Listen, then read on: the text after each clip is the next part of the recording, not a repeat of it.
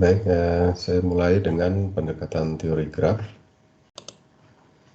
yang merupakan salah satu teknik tata letak untuk menyusun tata letak fasilitas. Kita awali dengan apa pengertian dari graf itu sendiri ya.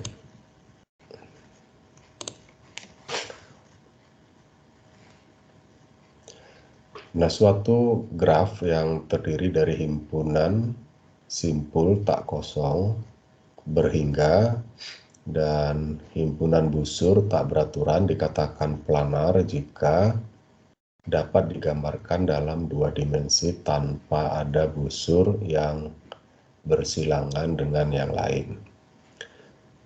Nah, jadi tipe-tipe graf ini ada yang planar dan ada yang non-planar.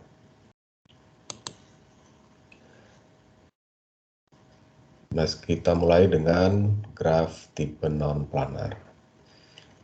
Nah, grafik pada gambar ini, pada gambar yang bisa kita lihat ini, disebut graf lengkap pada 5 simpul atau 5 node, karena memiliki 5 node dan setiap simpul atau nodenya terhubung dengan setiap node lainnya. Jadi satu sama lainnya dia terhubung. Nah, dari gambar itu kita dapat melihat bahwa graf ini non-planar.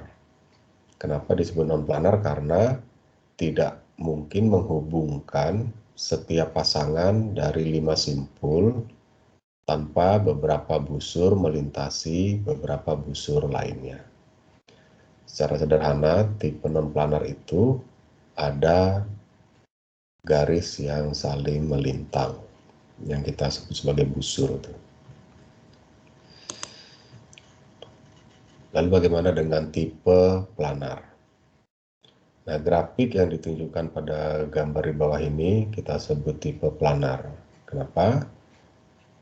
Graf planar disebut planar maksimal jika sudah planar dan penambahan satu sisi saja membuatnya non-planar.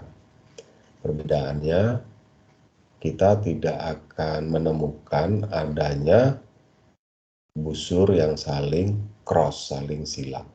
Jadi masing-masing terhubung dan tidak ada busur yang menyilang. Coba kita perhatikan antara 1 dengan 9 itu tidak ada yang melintasi busur tersebut. Misalnya 1 dengan 5 ingin kita hubungkan juga tidak akan ada yang bersilang. Tapi begitu kita hubungkan 8 dengan 3, maka busur tersebut akan melintasi hubungan antara 5 dengan 6. Nah, kalau sudah ada yang melintang, saling menyilang, itu kita sebut non-planar. Sedangkan gambar ini masuk kategori tipe planar. Karena tidak ada yang saling cross atau saling silang. Nah, lalu bagaimana prinsip teori graf ini kita terapkan dalam menyusun fasilitas atau mesin-mesin? Langkah 1, identifikasi pasangan departemen dalam matriks aliran dengan aliran maksimum. Jadi dicari frekuensi pergerakan yang nilainya paling besar. Tempatkan node yang sesuai di planar agency graph PAG baru dan hubungkan. Setelah terpilih, dua fasilitas itu kita hubungkan. Langkah 2, dari baris yang sesuai dengan node yang terhubung dalam matriks aliran, pilih node yang belum ada di PAG dan memiliki aliran terbesar dengan node yang terhubung. Jadi dari dua fasilitas yang sudah kita pilih, yang kita dapatkan dari langkah 1, kita cari kedua fasilitas tersebut dengan fasilitas lain yang terhubung ya. Yaitu di sini kita cari yang memiliki aliran terbesar. Langkah 3, kita perbaharui planar agency graph tadi PAG dengan menghubungkan simpul yang dipilih ke simpul yang ada di langkah 2. Ini membentuk wajah segitiga di PAG. Kemudian langkah 4, untuk setiap kolom dari matriks aliran yang sesuai dengan simpul yang tidak ada di PAG, periksa jumlah entry aliran dalam baris yang sesuai dengan simpul dari wajah segitiga yang dipilih pada langkah 3. Nah, pilih kolom yang jumlah ini adalah terbesar. Nah, perbaharui PAG dengan menempatkan simpul yang sesuai di dalam wajah yang dipilih dan menghubungkannya ke simpul wajah tersebut. Nah, ini membentuk 3 wajah segitiga baru. Gitu. Kemudian langkah 5, secara sembarang, secara senang-senang, pilih saja salah satu wajah yang terbentuk dan lanjutkan ke langkah 4. Ulangi langkah 5 sampai semua node atau simpul telah dimasukkan dalam PAG.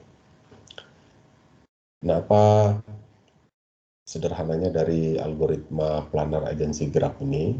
Yang pertama, kita akan menggunakan tipe planar ya, bukan non planar. Berarti kita menghindarkan tidak boleh ada simpul yang saling menyilang. Nah, simpul di dalam teori graph ini merupakan dalam konteks tata letak adalah fasilitas yang mau kita tata. Kemudian pada umumnya di sini menggunakan prinsip nilai terbesar. Itu menunjukkan frekuensi perpindahan material yang paling besar. Kenapa itu yang kita dekatkan? Ya karena ingin memperpendek total jarak perpindahan.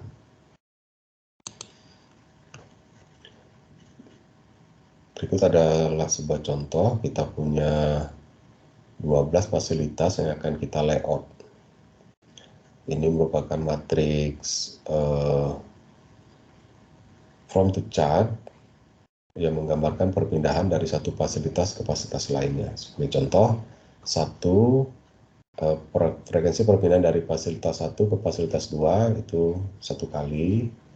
Dari fasilitas 1 ke fasilitas 3 itu tidak ada. Dari fasilitas 1 ke fasilitas 4 itu ada 8 kali, dan seterusnya. Nah, ini kalau kita perhatikan, dari fasilitas 2 ke fasilitas 1 itu 1, dari fasilitas 4 ke fasilitas 1 itu 8, dan itu merupakan reciprocal, kebalikan. Berarti from to chart untuk teori graph ini menggunakan tipe from to chart simetrik. Maka kita terapkan algoritma planar agency graph PAG tadi. Langkah satunya apa? Yaitu kita pilihlah frekuensi perpindahan mesin yang nilai frekuensinya paling besar. Ditemukan pada mesin 4 ke mesin 7.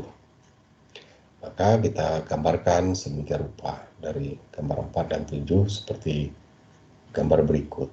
14 adalah frekuensi perpindahan dari 4 ke 7 atau sebaliknya, karena nilai frekuensi ini adalah nilai frekuensi bolak-balik. Ada yang forwardnya dan ada yang backwardnya, sebab menggunakan from to chart simetris. Berikutnya kita bergerak ke langkah 2 dari baris 4 dan 7. Maksudnya baris 4 dan 7 itu pada from to chart, pilih node 8 yang memiliki arus terbesar dengan node 4 dan 7. Kita lihat di matriks from to chart yang terhubung antara node 4 ataupun node 7 yang nilai terbesar. Nah, ternyata di situ ditemukan 4 dengan 8 dan 7 dengan 8. Nah, saudara memilih satu buah node yang bisa dihubungkan oleh 4 dan 7. Ambil nilai terbesar jika kita menghubungkan ada lebih dari satu alternatif. Langkah 3 adalah kita perbaharuilah planar agency graph itu dengan menghubungkan node 8 ke node 4 maupun 7 seperti gambar yang terlihat segitiga ini. Kemudian kita pilih gambaran atau wajah segitiga yang dibentuk oleh busur 47, 48, dan 78. Sudah perhatikan ada nilai-nilai antara 47, 14, antara 4 dengan 8, 11, antara 7 dengan 8, 5. Itu adalah nilai frekuensi perpindahannya. Kita lanjutkan lagi. Langkah 4, untuk setiap kolom 1, 2, 3, 5, 6, 9, 10, 11, dan 12, yang 4, 7, 8 tidak kita masukkan karena memang sudah kita ambil untuk kita bisa layout. Periksa jumlah entry aliran pada baris 478. Periksa jumlah entry aliran pada baris 78. Saudara cek di form to chart itu untuk baris 478 dari matriks itu. Pilih kolom 9 karena memiliki jumlah terbesar kolom 9. Jika kita lihat nilainya 0 tambah 5 tambah 8,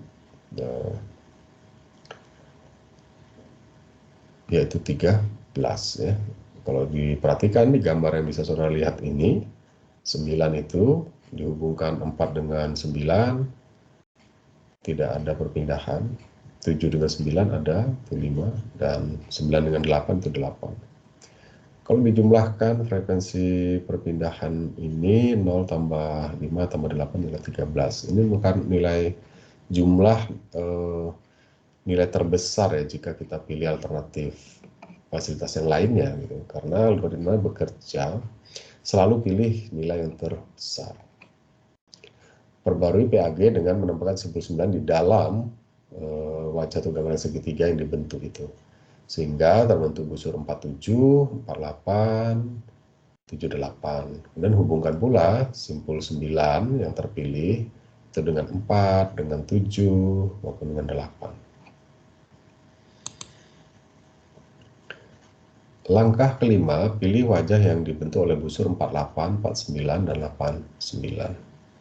Dan pergi ke langkah 4 atau kembali ke langkah 4. Langkah 4, untuk setiap kolom 1, 2, 3, 5, 6, 10, 11, 12 ya, 9 kan udah terpilih tuh. Kemudian 4 sudah, 7 sudah, 8 sudah gitu ya. Periksa lagi jumlah entry aliran pada baris 4, 8, 9 dari matriks aliran satu kolom pada satu waktu. Pilih kolom 1 karena memiliki jumlah terbesar, 8 tambah 0 tambah 0 tambah 8. Artinya fasilitas 1 yang terpilih nih untuk kita tempatkan di dalam graf kita tadi. Ingat bahwa kita menggunakan tipe planar graph. Ya. Perbarui planar agency graph kita dengan menempatkan simpul 1 di dalam wajah terbentuk tadi, 48, 49, dan 89 itu. Jika kita lanjutkan iterasinya, saudara lihat sebagaimana gambar ini, ya, sehingga kita pada akhirnya nanti bisa mendapatkan layoutnya. Perhatikan dari gambar graf ini tidak ada satupun yang cross ya, dalam pengertian silang gitu ya, tidak ada karena kita menggunakan tipe planar ya, di dalam layout. Ini adalah gambar grafik dari hasil prinsip planar yang kita gunakan. Lalu bagaimana interpretasinya terhadap gambar layout itu sendiri? Ketika langkah 5 diulang sampai semua node dimasukkan, PAG maksimal diperoleh. Langkah-langkah antara ditunjukkan pada tabel tadi ya. Kemudian langkah terakhir adalah menambahkan node yang sesuai dengan batas eksternal dan menghubungkannya ke node 4, 8, dan 7 ya, seperti yang disebut gambar di atas, sehingga memiliki PAG maksimal. Nah, untuk mendapatkan tata letak yang sesuai dengan PAG maksimal, kalau tadi kan gambar graf ya, sebenarnya setiap node tadi itu tinggal kita ganti saja dengan segi 4 ya, yang merepresentasikan panjang dan lebar dari setiap fasilitas atau departemen yang akan kita layout. Gitu ya. Jadi untuk mendapatkan tata letak yang sesuai dengan PAG maksimal, kami menggambar rangkapnya dengan menempatkan titik di tengah setiap wajah dan menghubungkan titik-titik tersebut untuk menutup semua node atau mesin kecuali node 13 yang sesuai dengan batas eksternal. Kemudian tata letak awal yang sangat kasar muncul dari dual ini, ya. Kita bisa lihat tata letak yang dibentuk oleh garis yang lebih tebal pada gambar graf, itu gambar yang akan kita tampilkan. Sekarang perancang fasilitas harus menggunakan informasi mengenai area mesin dan membuat tata letak terperinci. Node tadi kita ganti dengan fasilitas yang menunjukkan panjang dan lebar dari setiap fasilitas tersebut. Tugas yang memakan waktu dan membosankan. Kemudian kami telah menghasilkan tata letak dengan coba-coba dan ditunjukkan pada gambar blok tata letak. Karena bentuk mesinnya tetap, desain tata letak tidak dapat memenuhi semua exigencies yang ditentukan oleh matriks aliran. Teori graf ini bekerja dengan prinsip selalu memaksimalkan total nilai frekuensi perpindahan yang besar, ya, berdekatan. Ini adalah dua gambar, satu gambar grafnya dan satu gambar layoutnya. Nah, apa yang dijelaskan tadi, seluruh node pada gambar graf itu tinggal kita ganti dengan bentuk segi 4 sesuai dengan panjang dan lebar yang mencerminkan luas lantai dari fasilitas itu. Jika saudara bisa lihat di sini,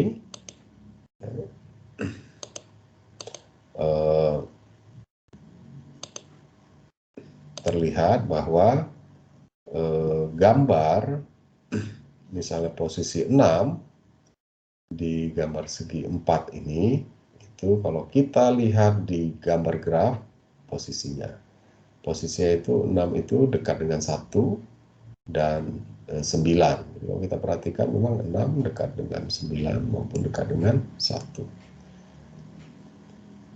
Apa yang menjadi acuan kita, graf itu membantu, ya, fasilitas mana yang saling berdekatan, sebatas itu.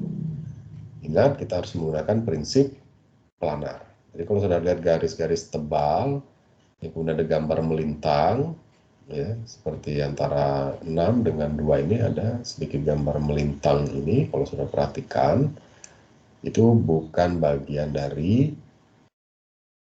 algoritma planar tadi, tapi ini sudah merupakan gambar tambahan yang ditujukan, ya, antara 6 dengan 2. Kalau kita lihat di blok, ya, di blok itu 6 dengan 2, saudara perhatikan di blok ini, ya, dia berjauhan gitu, ya. Intinya seperti ini cara kerja teori graf. Kita hanya dipandu oleh teori graf ini dalam bentuk node-node, dan yang ditunjukkan oleh teori graf ini adalah siapa yang harus berdekatan dengan siapa, gitu, ya. Ya, perhatikan saja antara 9 dengan 11, ya. Sebenarnya diharapkan dekat, tapi di sini 9 dengan 11 seolah-olah jauh, tetapi di dalam gambar grafik ini dia berdekatan, tetapi dengan gambar yang garis agak tebal ini, jika saudara perhatikan, itu menunjukkan bahwa fasilitas 11 itu tidak berdampingan langsung, ya, dengan fasilitas nomor 9, gitu, ya. Sementara 11 dengan 7 itu karena secara graf dia terhubung, 11 dengan 7 secara graf dia terhubung, maka jika saudara perhatikan di dalam blok layout ini dia memang berdekatan. Nah, demikian untuk cara kerja teori graf untuk menyelesaikan tata letak fasilitas.